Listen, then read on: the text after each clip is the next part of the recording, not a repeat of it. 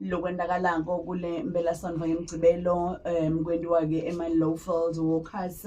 Ngishilo ngathi-ke siyawakhumbula kakhulu uma asacala bekafika-ke nakhona-ke la msakatweni Joseph Mashaba, lo nguye-ke umsunguli wema-Lowveld Walkers. Lena-ke bo-2018 asho amema-ke bantu ukuthi-ke abajoyine la ukuthi abeke kuwokha khona, bahamba nje bangalelidze. Ngiyakhumbula nami ngiyohlangana nabo WeBank, yes, ngila ngahlala nabo khona, bahamba solo-ke bahamba ebusuku enemini. Kepha-ke lokujabulisa ukuthi-ke kuwo konke lokukhuleni nabo badlala-ke lichaza lelikhulu kakhulu ekulweni netinkinga lesibukana nato eNingizimu Afrika. Kanti-ke kunto sitshela kabanti ngalo kulokhu abekwenteka kunayinayi-ke impelasonto ngemgcibelo. Sibe sesimema-ke lomunye lo lunga naye lema-Lowveld Walkers, abuye futhi abe yi-psychologist uSis Grace waka-Miyane ehlelweni itfokomala sithando sami. Sikubingelele, sikwamukele namuhla. Ngiyabonga sengibingelele nabalaleli emakhaya. Mhlambe ngicale ngokuthi wena yini lekwende ukuthi ujoyine ema-Lowveld Walkers? Ngiyabonga. Ngijoyine nga-2020 just after i-lockdown. Yakhumbula we're not allowed to be on the road, so as soon as we were given that green light, ngumuntu wokuthi ngithanda ukuthi uwokhela vele lapha emgwaceni. So ubhuti lomunye esontweni wangitshela ukuthi ngihlala ngikubona la emgwaceni uyawoka, do you know there's this team called Lowveld Walkers? Bese wanginiketa one of their posters for that week ngaya ngiyojoyina. The reason for joining it was basically for healthy living, exercising, keeping fit and all that. But ngifika laphaya, I've learned ukuthi this is more than just a walking team. There's a lot of awarenesses that are going on, specifically covering a holistic life of a person. Bese ngabajoyina ngayijabulela vele kwaze kwaba ukuthi nami ngitithola ngiyimember laphaya eteamini. So initially it was ukuthi ngifuna ukuwalka nami ngibe healthy, but ngafika laphaya ngabona ukuthi kukhona lokuningi lokumuntu okufunza kule team. Usakhuluma ngalokuningi lokufunza kuma-Lowveld Walkers, wena professionally uyi-psychologist. Yini mhlambe-ke inzima loyidlalako nawe kulabanye ma-members lakhona ngalomsebenzi lo wendako wena? Okay. Kule Lowveld Walkers sine team or i-desk lesibita ukuthi it's spirituality, health and wellness desk, which I am heading. Lapho we are basically sibukane ne-wellness yemuntu holistically. Uma umuntu agula sikhona, we are there for you, not ukuthi siwoka nawe siyede esibhedlele siyakuvusela siyakufonela. Uma ushonelwe sikhona lapho sikhala nawe, and also nokungenelela kule route yokufundzisa. As a psychologist kunetinto letiningi letendakalako that the team ingabenefita kuto. Siyenza ama-mental health awareness, kunama-substance abuse awareness. So ngila ngitithola nami ngitithola sengi-useful ukuthi kukhona into lengiyendako le i-team ingabenefita kimi, not just as a member but as a professional as well. So aniwalki nje kuphela kepha ningomndeni futhi. Yes. Nibuka ukuthi-ke ubani wendana abuye naye lethe back ku-team ema-Lowveld Walkers. Kepha sisi ulana namuhla sana sami ngobe-ke kune-walk lekhona ngemgcibelo wamhla ka-21 and akusiyi walk nje, kepha-ke i-walk yekulwa nekuhlukunyedwa kwebantfwana. Sibuka kuhlukunyedwa kwabantfwana eNingizimu Afrika, nangabuka ama-social media etindzabeni yonke indzawo iNingizimu Afrika isukume eme ngetinyawo. Imavele esonzelene nesakhane nawo asukume eme ngetinyawo. Kungasiyo nje kuphela i-case ecwecwe, kepha-ke manyenti ema-cases labantfana bahlukunyetwa khona.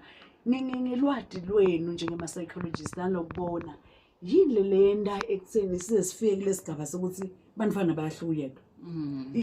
Ingqondo ifike njani ekutheni ngibone kulula ukuthi ngiye emfaneni ngiyomhlubela ikakhulukazi ngokwemacansi? Kuningi kakhulu sesiwami ngidomani ngisho lokuya nalokuya. But kokuqala umuntu angatibuta ukuthi why bantwana ngoba umuntu lomdzala angakhona kuyothi somela umuntu babe nebudlelwana kube right ngaleyo ndlela. But umuntu kuze ayolandza umntwana, number one, bantwana ba vulnerable, they are powerless, ba defenseless, abanamandla bakhona ukutilwela. And ku easy ku manipulate abantwana nathi emakhaya sinokukwenda if awasho indishi ngidokushaya uvela gijima ayoshaya. So the same approach nalama perpetrators bayayisebenzisa, angaya emntwaneni uyati ukuthi low easy to access, ngingangena ngibambe isibhamu ngibambe emukhwa kulula ngeke amemete, ngiyamtshela ukuthi ungamemeta ngiyobulala umakwakho, ungamemeta ngidokubulala. So kulula for bona kulandza abantwana. And yini into letiningi letiyenza ukuthi umuntu azalanze umntwana ayodlengula yena. There are a lot of factors. One of it could be i-influence yema-substances. Umuntu uhayi ubheme inyawupe ubheme insango, i-judgment yemuntu uma under the influence i-clouded, uyenza noma yini awusakuboni loko wrong naloko right. So ama-substances nawo ane-role la iplaya kakhulu. Futhi sinabantu labagulako ngengqondo labo sibabita ukuthi ngima-pedophile.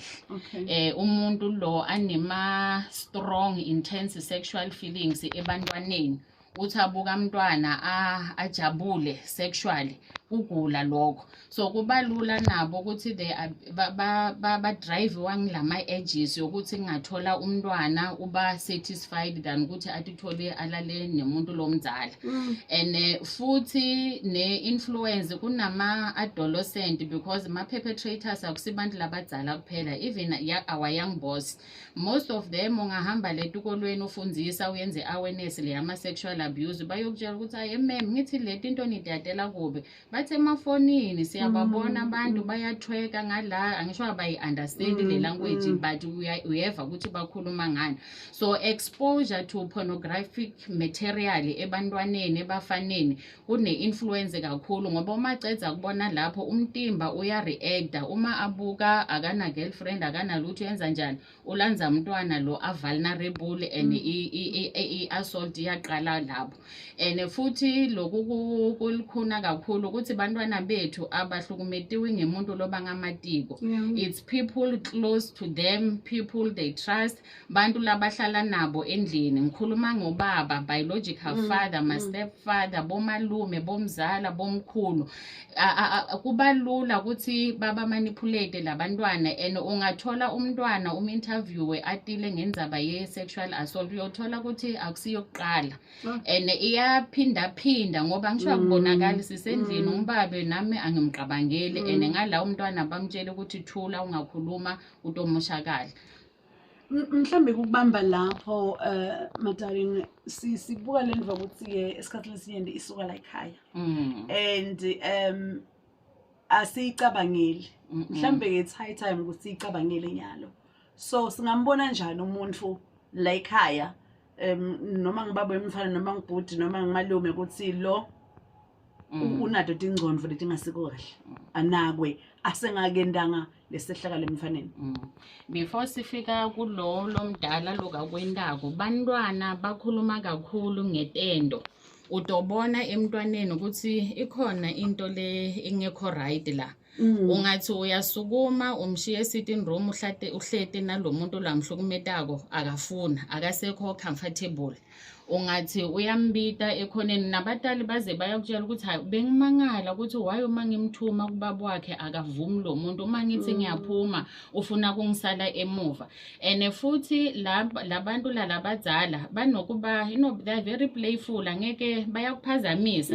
Ngisho mina if ubhuti wami utoda gona umntwana bayadlala ngithi angumshana nomntukulu bayadlalela, but kunalomdlalo lomunye uyawubona nje ukuthi la uthanza ukuthi sewuyamgona uhlete lapha emathangeni akhe kunokubamba bambana lokungavisiseki so but at the end of the day utobona nalo the male adult oba ne-interest yokucreate ispace sokuthi ithole ayi-1 lo mntwana utomthi hayi sisayojika emashopeni bantwana labaningi uphuma endlini nababa wakhe or stepfather bathi baya eshopini leso sikhathi make urelaxile ekhaya kanti in that 5-10 minutes kuba sekumoshakalile umntwana orejiwe so kubalulekile unfortunately sekucreate i-anxiety nokungathembani emakhaya imagine if ibhuti wami uyakhona kungibona ukuthi angisafuni ngemntwanami uma asondela nginokumbamba uyakubona nje uthola ukuthi akakwendi but mina sengiyamqabangela and nakhona nami nginayo i-right yokumqabangela because you can't trust anyone anymore. Ngiyo lebhlungu kakhulu leyo ngoba ke vele sesikulesigaba sekuthi asisathembi besikhuluma lana ngema step parents ukuthi ke mhlambe labe bakhule ngaphansi isandla samake longasikuma kwakhe or step father so kunyindi lokwendakalako kulama families lesesiphila nawo and vele angeke futhi singameli ukuze kwendeke fune sivimbe lendvo before yendeka namuhla sila kakhulu sitobuka le walk le tawube imayelana naloku lesikhuluma ngako nyalo ibaluleke kangakanani le walk yangemgcibelo former low field workers.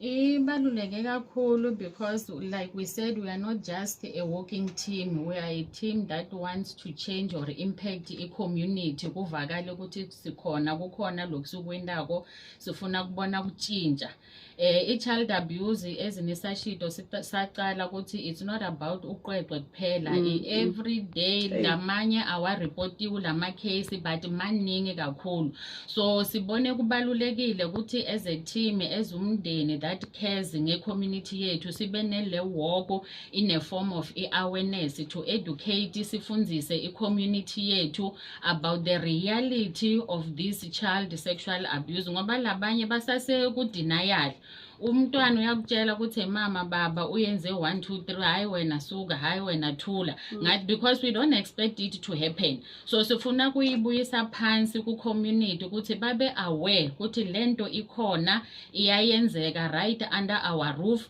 yini lokumele sikwade ngayo siyibona njani ebantwaneni bethu sibabona njani labo malume labahlukumeta abantwana bethu siyenza njani uma seyiyendekile ekhaya ngiyakuphi kuyothola lisito ngihamba nabani yini lokumele ngikwende ngingakwendi but at the end of the day we just also want the community ukuthi ingasahlali ku denial ngathi lento ayikho ngoba sijwayele ukuthi abantwana bangayireporta sinokuthi asibathembi thina abadala bese even if siyabathemba siyayibona ukuthi khona nje siyakuthanyela phansi kwelitafula no sidoyibona njengemndeni singayile or kukhitshwa imali siyaqolisa we don't want that it's high time ukuthi as a community ibe ngithi batali laba se-advocate for bantwana bethu ukuthi enough it's enough we want a society le bantwana bethu batohlala bakhululekile ungabukela kulama social media ungaze ukhala kuqale lama slogan maningi sekungene nabantwana kubambe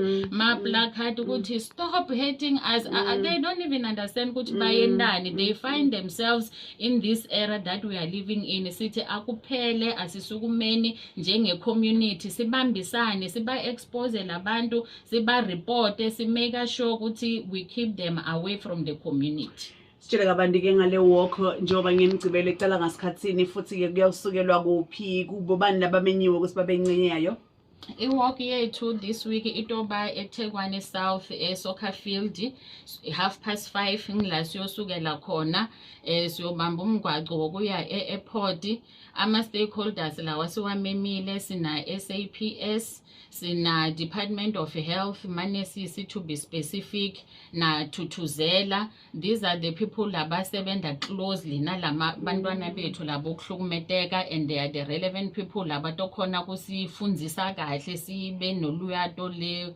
lobu deep enough nokuthi sesidoba siyadi ukuthi siyakuphi sikokota kuphi siyenda njani so they will be joining us this Saturday. uvile mlaleli wami-ke nawe uyamenywa ukuthi-ke ube khona. Sibonile njengoba sisho sithi-ke sesibonile bantwana basukuma nalana ngabe bamenyiwe bantwana ukuthi babe khona kulweni naloku lababukane nabo. Yebo, nathi as a team sihamba nabantwana bethu bakhona lapha, so they will be leading the walk. Okay. 5:30 mlaleli ngemgcibelelo lesiya ku Thekwani South laphana-ke sports ground. Kuyaregister kwentuwani umuntu uvela atifikele nje? Uvela utifikele nje, uvuke ekseni, you come, no registration, no fee, we walk together. Alright. Bangayenda ama-placards benda njani indaba niwanika bangaqhamuka nabo? Singakujabulela kakhulu lokho. If you know ukuthi utozijoyina utoba part ya iwalk iba ne-placard le tokhuluma into lesifuna kuyiveta ku-community. Siyabonga. Mlaleli wami ngicela kuthengisa bese-ke siyabuya siyivala kahle emsakadweni Gwalagwala FM. Sihloko lesibaluleke kakhulu lokuyinfo lekongathi singakhuluma ngayo malanga onke ukuthi made umuntu aze abe nemahloni o ahambe kwayena ayofuna-ke lisito ngobe kethusa ekutheni-ke kulokunye kwakhona kusifo bese-ke kuchomeke kithi ngiyacabanga kakhulu ekutheni-ke njengemndeni kufanele ukuthi-ke ngithi-ke lesikhona kubona lo muntu ukuthi-ke lo muntu lona unenkinga sikwadi ukuthi simtholele-ke lisito njengoba-ke nikhona as ama-psychologist etibhedlela even kahulumeni nobe-ke e-private. Mhlambe kwekusiyivala yini lebaluleke kakhulu ongafisa kuyindlulisa kithi-ke sibadali? Ngiyabonga. Lokhu kubaluleke kakhulu once umntwana areporta ukuthi udlenguliwe, kubalulekile ukuthi sibomthemba, asimshayi, asimphanishi ngoba siyenza kube ne-confusion lenkulu. Umntwana akasavisisi ukuthi ngihlukumetiwe ngiphinze ngalana ngiyaphanishiwa, akuvisiseki. We need to show them i-support, luthando, ngoba i-support ibaluleke kakhulu ukuthi umntwana khona ku-recover aphinze aphole. Naloku kubaluleke kakhulu i-counseling. Singabo ithathela phansi kakhulu ukuthi hayi umntwana utokhohlwa. Itita muva ta i-sexual abuse tibhlungu kakhulu, it cuts deep, titlauda i-judgment yemntwana, titlauda le perception le anayo ngempilo nemadoda in general. Kuthi singaze sifike lapho ukuthi umntwana akhule angasafisi nokushada, angasafisi ukuthi thola phile nemadoda aqeleni kwakhe, kubalulekile ukuthi ahambele ema-counseling atokhona kusitakala, atokhona kundluliseka kahle emoyeni, aphole nasengqondweni ukuthi naye kube i-memory lokuthi ngize ngadlengulwa but akuzanga kwangivimba ukuthi ngiqhubeke nempilo yami. I-counseling ibalulekile kakhulu. Ngiyabonga.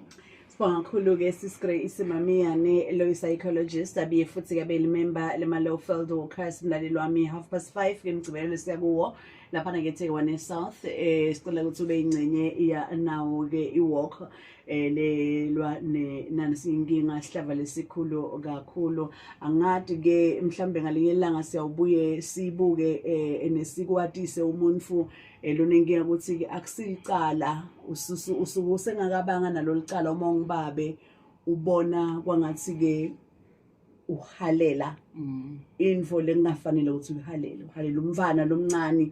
Ubuka umfana omncane ubona uyajabula sexually. Uma usengakendanga lutho akusilicala ukuthola lisito, and angeke uze ubukwe njengemuntu lo yinkinga, kepha uyobukwa njengemuntu lofuna kulwa nalenkinga lobukene naye. Ngawe ngilethile lefune mhlambe sikhulume ngato leto singamane sesishaya kanzi-ke kunetinye tinfo letita nalokuthi umuntu asisinqumo lesifana leso. Kepha sibonga kakhulu isikhathi sakho sami kwanyalo kwanamuhla. Ngithemba ukuthi uzoba nesuku loluhle. Siyabonga. Ngicabanga mlaleli